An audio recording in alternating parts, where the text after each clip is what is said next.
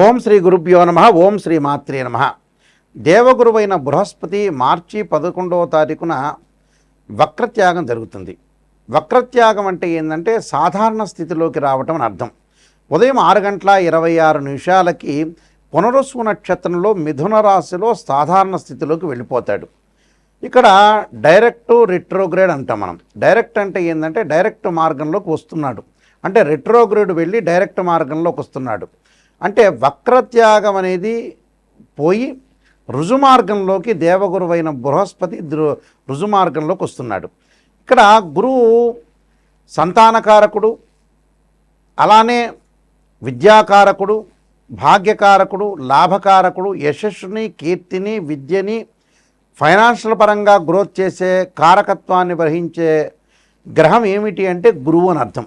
ఈ దేవగురువైన బృహస్పతి మొన్నటి వరకు కూడా వక్రస్థితిలో ఉన్నాడు. ఈ వక్రస్థితిలో మార్చి 11వ తారీఖున వక్రస్థితి నుంచి వెళ్ళి సాధారణ స్థితిలోకి వస్తున్నాడు. సాధారణ స్థితిలోకి వచ్చినప్పుడు మరి ద్వాదశ రాశుల వాళ్ళకి ఎలాంటి ఫలితాలు జరగబోతున్నాయి అంటే, ముఖ్యంగా ప్రధానంగా అన్ని గ్రహాల్లో ముఖ్యమైన గ్రహం ఏమిటి అంటే గురువు. అందువల్లే పాత రోజుల్లో మనకి గురుబలం ఉందా అని చూసేవాళ్ళు.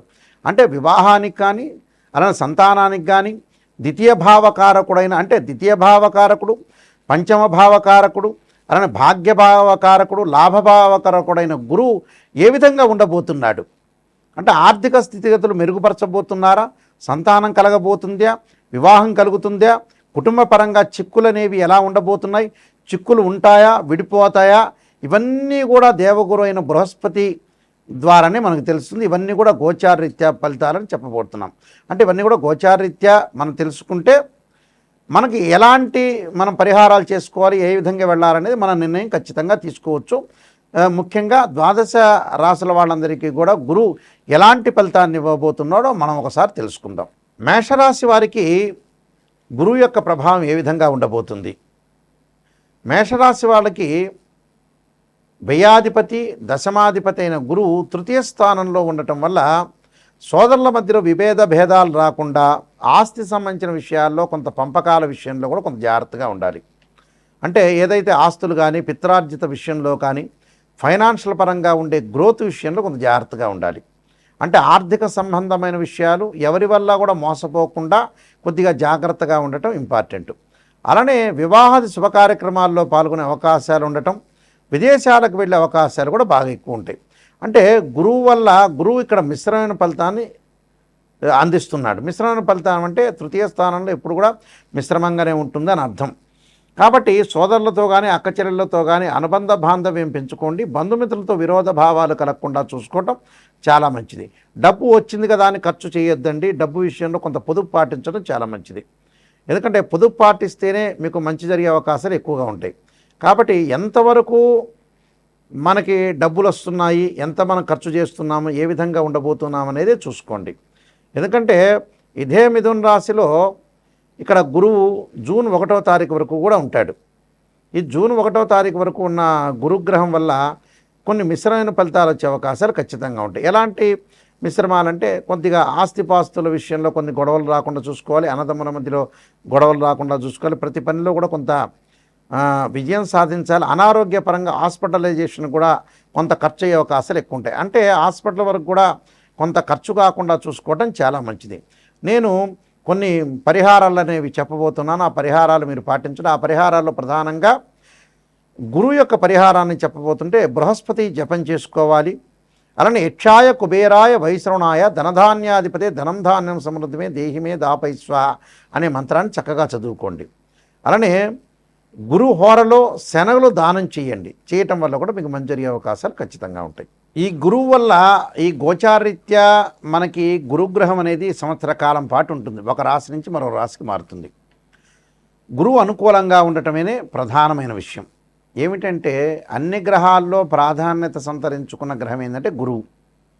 గురువు కుటుంబకారకుడు, సంతానకారకుడు, భాగ్యకారకుడు, లాభకారకుడైన గురువు అనుకూలంగా ఉంటే కీర్తి ప్రతిష్టలు, ధనవృద్ధి కలగటం, అలానే ధనవృద్ధితో పాటు లాభాలు, ఫైనాన్షియల్ పరంగా ఇన్కమ్ కలగటం, సంతానం కలగటం, సంతానం సంపదప్రదం అన్నారు. సంతానం కలిగేది గురువు ద్వారానే. కుటుంబ పరంగా ఇబ్బందులు లేకుండా ఉండటం, కుటుంబ పరంగా అన్నీ కూడా అనుకూలంగా ఉండాలంటే గురువు అనుకూలంగా ఉండాలని అర్థం. ఇప్పుడు చెప్పిన ఫలితాలన్నీ కూడా గోచారరీత్యా చెప్పబడే ఫలితాలు అంటారు. అంటే what is the difference between transit system and birth chart? Transit system అంటే ఏంటంటే గ్రహాల యొక్క మూమెంట్స్. అంటే ప్రతి నెలలో కూడా మనం రాశి ఫలితాలు చెప్పుకున్నట్టనే గ్రహాలన్నీ కూడా మారుతూ ఉంటాయి. ఈ గ్రహాలన్నీ మారుతున్నప్పుడు ఈ నెలలో ఏ విధంగా జరగబోతుంది అనేది గోచారం. అంటే ఎగ్జాంపుల్ ఏంటంటే ఒక చెట్టు ఉంటుంది, ఆ చెట్టు కింద వేళ్ళు ఉంటాయి. ఆ వేళ్ళని ఏమంటారంటే బర్త్ చార్ట్ అంటారు.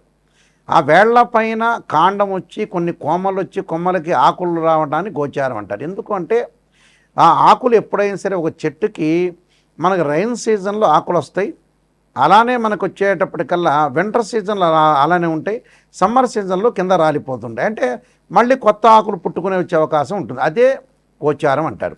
బర్త్ చార్ట్ ఏంటంటే పర్మినెంట్, అదే this is the natal chart అంటారు. అంటే ఒక జన్మలగ్నం నుంచి తనుభావము, ధనభావము, తృతీయ భావము, అలానే చతుర్థ భావం, పంచమ భావాలు, అంటే ద్వాదశ భావాలని మనం అనాలిసిస్ చేస్తాం. ఉదాహరణకి తనుభావానికి రవేధిపతి, ద్వితీయ భావానికి గురువు, అలానే తృతీయ భావానికి కుజుడు, చతుర్థ భావానికి చంద్రుడు, పంచమ భావానికి గురువు, అలానే షష్టమ భావానికి కుజుడు, సప్తమ భావానికి వచ్చేటప్పటికల్లా శుక్రుడు, అష్టమ భావానికి శని. ఇలా మనం లెక్క వేసుకుంటాం.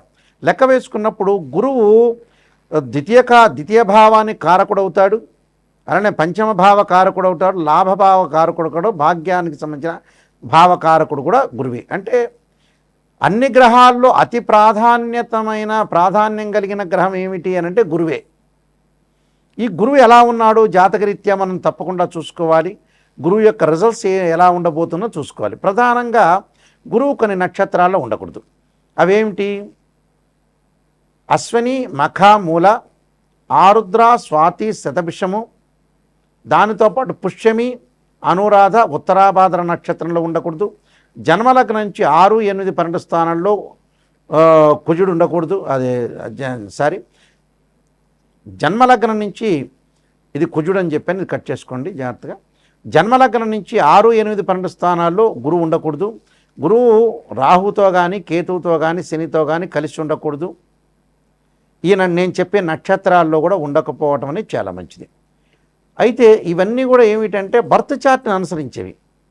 గోచారరీత్యా 2, 5, 7, 9, 11 స్థానాల్లో గురువు ఉంటే మంచివాడు గోచారపరంగా.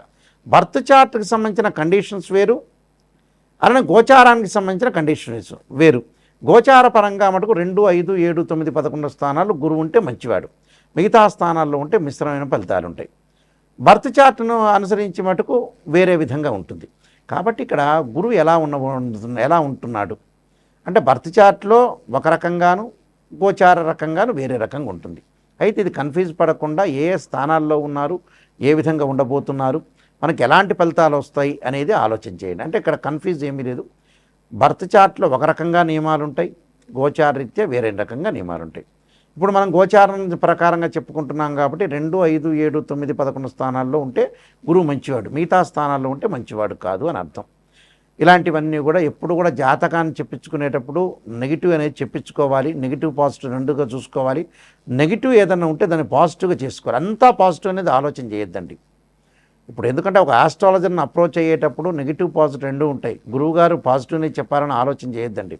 నెగిటివ్లో ఉంచే మనం పాజిటివ్ జరిగే అవకాశాలు ఖచ్చితంగా ఉంటాయి. కాబట్టి భయభ్రాంతులు చెందాల్సిన పని ఏం లేదు. నేను నెంబర్ ఆఫ్ ఆస్ట్రాలజీ బుక్స్ రాశాను.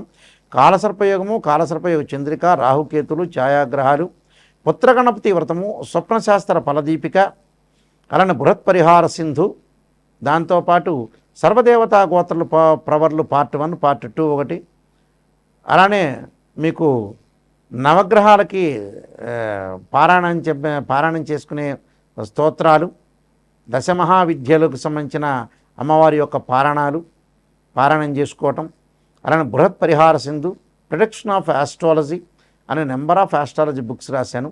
మీరు www.nayakanti.com చూడండి, www.nayakanti.in చూడండి. ఈ బుక్స్ అన్నీ కూడా రాజమండ్రి వారి యొక్క మోహన్ పబ్లికేషన్ వారికి దగ్గర దొరుకుతాయి, రాజమండ్రి వాళ్ళ దగ్గర. అలానే నా దగ్గర కూడా ఈ బుక్స్ అనేవి దొరుకుతాయి. తప్పకుండా నిజాన్ని తెలుసుకోవడానికి మాత్రమే నాకు ఫోన్ చేయండి. ఎప్పుడూ కూడా మన లైఫ్ని ఎప్పుడు కూడా మనం మోసం చేసుకోకూడదు. మనం మోసం చేసుకున్న వ్యక్తులం అవుతాం కాబట్టి తప్పకుండా మీరు చాలా జాగ్రత్తగా ఆలోచన చేసి గురువు ఎలా ఉన్నాడు, గురువు బలం ఎలా ఉండబోతుంది, ఏ విధంగా ఉండబోతుంది అనేది మీరు ఖచ్చితంగా తెలుసుకోండి. మీ అందరికీ కూడా శ్రీ పరమేశ్వరుడి యొక్క కరుణాకటాక్షం అనేది ఉండాలని ఆశిస్తూ సర్వే జనా సుఖినో భవంతు.